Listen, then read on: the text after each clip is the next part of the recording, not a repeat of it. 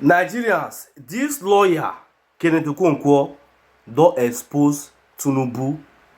This lawyer don open Tinubu nyash. The whole truth don finally come out. The whole truth don finally come out about the update wey dey trend about this our bishop and President Tinubu. For the sake of peace, make we no allow President Tinubu to see this video, because wetin this lawyer just tell Tinubu at the ending of this video, I no go lie, make President Tinubu hear am. As a Nigeria say you still dey support Tinubu, e mean say you be bad person, because na the same Tinubu na talk 2023 when dey campaign say if e no give us light, make we no vote am for second time. Now we no get light and the man dey come say make we still come vote am, and you still dey support am. The Catholic Bishops' Conference of Nigeria had a meeting with President Tinubu last week. The top echelon of the Catholic priests in Nigeria. They had a meeting with the president at the presidential villa. And in that meeting, the president made certain, of course, they presented to him that the nation is bleeding. You know, the leader who spoke, you know, I iterated, number one, the nation is bleeding. The non-neutrality of INEC, the Electoral Commission, in their own views, and then also that there is massive hunger in the land, that people are hungry as a result of the policy choices of the administration. Now, and I think they tried to appeal to the conscience of Mr. President. But then the president retorted in his own remarks, number one, that,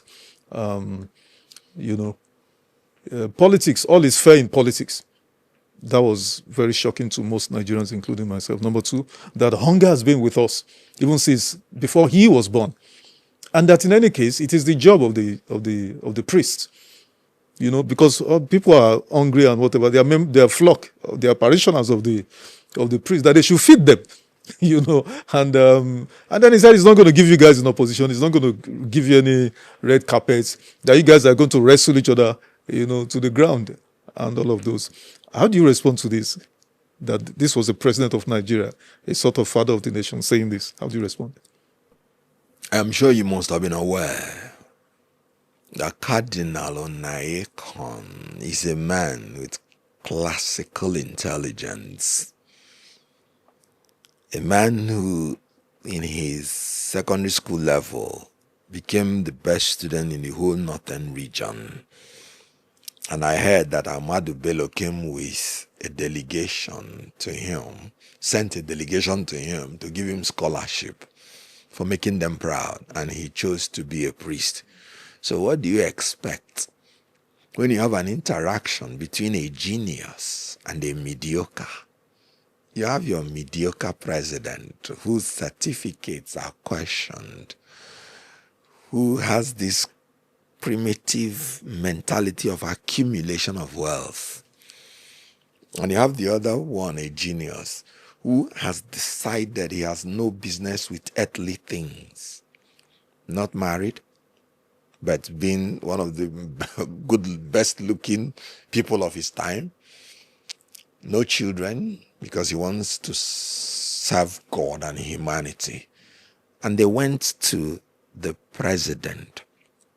They told the president, we are not politicians. We have not come here to seek for personal wealth or oil wells. We are simply not seeking, we're not seeking for your job or any politician's job. We are here on behalf of those people who will not have the privilege to have meeting with the president, the voice of the voiceless. We are here because we are not getting as we ought to get in Nigeria. We are not getting what we deserve to get in Nigeria. We are here to plead with you. They went for three reasons: the political climate, the insecurity, and the economy. And they told the president, a lot of people are painting rosy picture for you, but we're here to bring the reality of the situation to you. Nigeria is bleeding.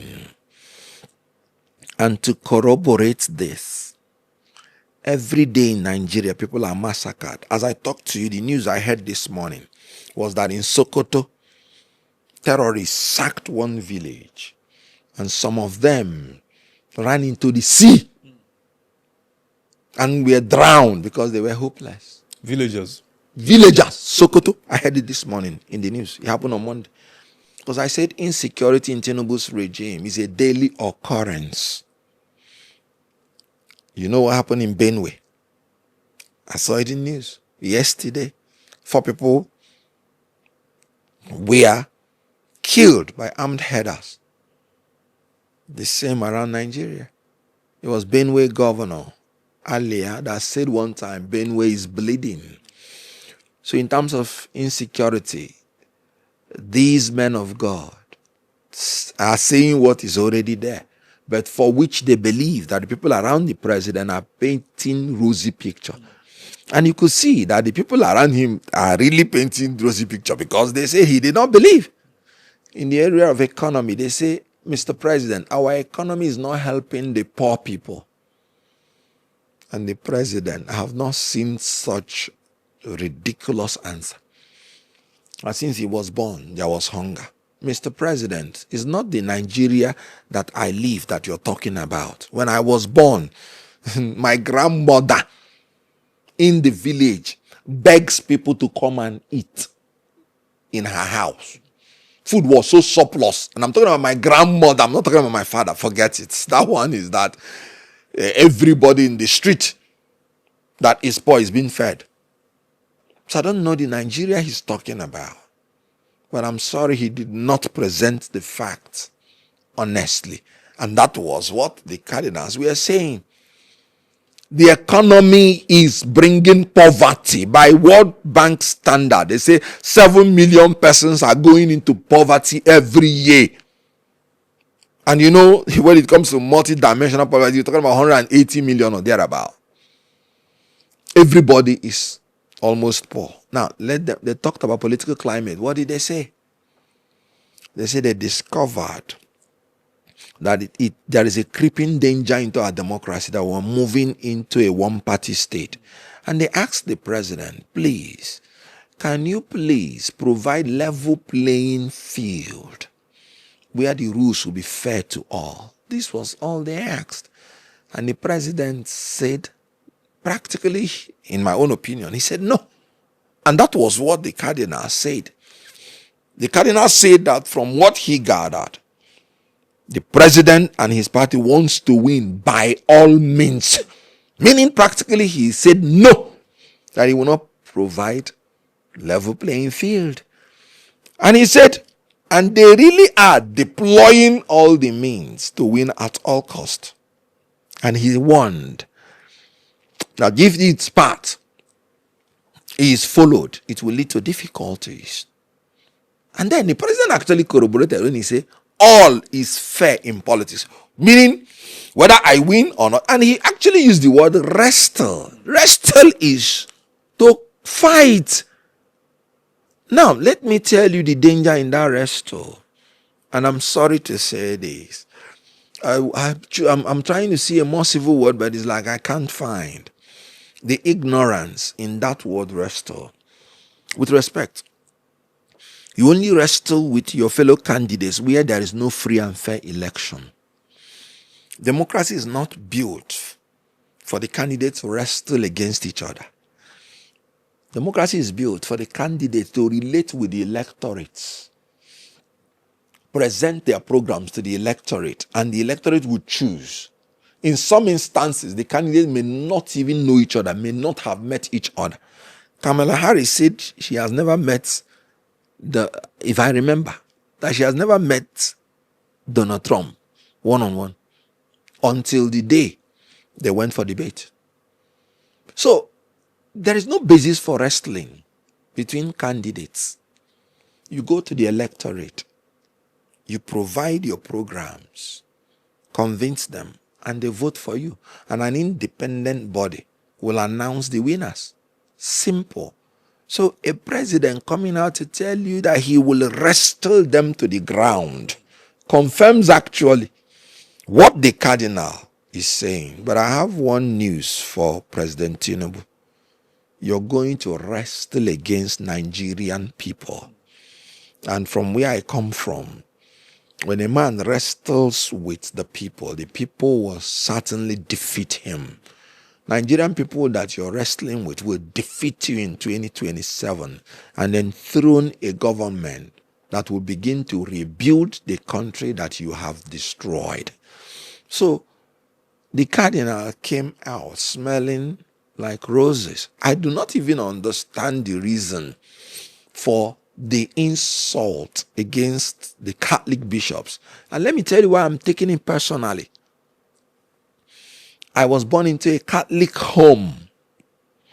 As a matter of fact, if you ask my mother today, oh, God bless you, gave you all these children. He said, oh, Mary. In other words, that we are children of Virgin Mary. Mary. So, for one Mary, for you to insult Catholic bishops tells you the level we've gone into. Let me tell you, I was a mass servant, just altar boy, when I was young, and I served even the bishop. And when I see men that have given all, no wife, no children, giving all for the service of humanity, and you are insulting them, saying they are political, when they came out to say, we are not politicians, we don't have any ambition. When you insult them, you have insulted God. And it's unfortunate because Christians are complicit in this insult. Because some of them will still go and vote for Tinubu. Well, everybody has a right on who to vote. No, can you imagine if you insult some of the religious leaders of other faiths, it might lead to a jungle justice of your being burnt alive. Very true. But I also want you to address the response of the president's media aides, specifically Mr. Daniel Bwala, who, while responding to Cardinal Onayekan's interview on Arise Television, said Cardinal Onayekan was not speaking for Nigerian Christians, only Catholics. And in fact went ahead, demanded from the Cardinal an apology to President Tinubu. Then another media aide, Tokwe Ajayi, said, summary of what he said was that Cardinal Onayekan breached presidential confidentiality. That's the first time I was hearing of that. So how do you respond to this? I wouldn't have, let me take it that you asked question, not that you mentioned those names, because I don't understand the quality of their reasoning. I'm telling you honestly, I'm sorry. Confidential, something that was recorded. Confidential, something that was open. We saw the address by the cardinal, the president of the Catholic bishops. It was recorded. We saw their interaction. So what was confidential in it? It was the State House that broadcasted what Tinubu said. It was not the video from the cardinals. When we heard all is fair in politics, what was confidential in it? What Cardinal Onayekan was saying reflected exactly what was published by the State House media. So what was confidential in it? Nothing. So that's why I said, I don't want to respond to self-explanatory evidence that is self-explanatory. Now, when you talked about, the other person, like I said, I think I've answered it. Because when he says, the cardinal himself said, we are not here as politicians. We are not looking for Tinubu's job or any politician's job. The cardinal cannot even be a pope now because he's more than 80. So on what basis will he be political? The cardinal stood against Jonathan when he felt something was wrong. He stood against all other presidents. Buhari, he stood against them. So was he the one who said all is fair in politics? Was he the one who said we will rest her? They went there to talk for the poor. those who do not have voice. So what was political in it? Did you see him endorse any political candidate? The cardinal said, we, the bishop, we are human. We have our own political differences. But when it comes to our existential existence, this is his word. When it comes to the lives of our people, the things that matter, we are united. And that was what took them to the president. So what was political about the economy, the insecurity, and the political climate? Ensure free and fair and credible election. What was political about it? We're talking about the survival of a country, survival of a nation, because a nation stands on a tripod. If you want to be a superpower nation, political stability, economic viability, and a strong military force. And the cardinals were simply talking about how to move Nigeria in this direction. And I'm sorry, I don't know how to talk without using certain words. But this is a display of unintelligence and being very unreasonable. You don't play policy with everything. I'm Pentecostal now. Anytime I see a reverend father, if I go home, they know how much I revere them. Even if for the fact that they agreed to live a life of poverty, that others may be wealthy. Look at a president telling men who have given all that they should go and feed the poor. They should go and do this. Please, let me ask, is there any budgetary allocation to them to feed the poor? Is there any? They are making their own sacrifice in order that any money that they are giving, they use it for others. And the president is saying they should go and feed the poor. And the president that is sitting on trillions, which he borrows us, he has borrowed us into bondage. He cannot feed the poor. And men who have given their life to serve, the president is telling them to go and do his job. Sorry, Mr. President, you have failed. You should apologize to Cardinal Onyeiko and anybody who is of any conscience that votes for this president. You have insulted Cardinal Onyeiko. Because what you are saying is that such insults should be perpetuated. Thank you for watching that video. So guys, before you leave, look at the down here. Do well to subscribe and also put on your notification bell so that whenever we upload any video in this great platform, you will be the first to see it. And please don't forget to drop your comment at the comment section what you think about this video, your opinion as well. See guys, this is where I'm going to end the video, and I will see you guys some other time.